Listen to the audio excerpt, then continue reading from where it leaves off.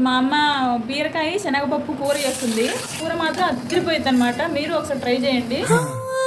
ఎర్రబడ్డ కళ్ళలోన కోపమే నీకు తెలుసు, కళ్ళలోన దాచుకున్న చెమ్మ నాకే తెలుసు.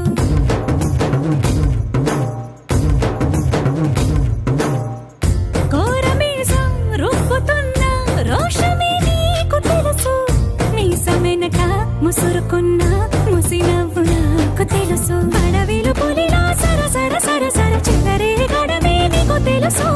అలసిన రాత్రి ఒడిలో చేరి తలవాచడమే శ్రీవల్లికి తెలుసు. సోసేకి అక్కిరవ్వ మాదిరి ఉంటా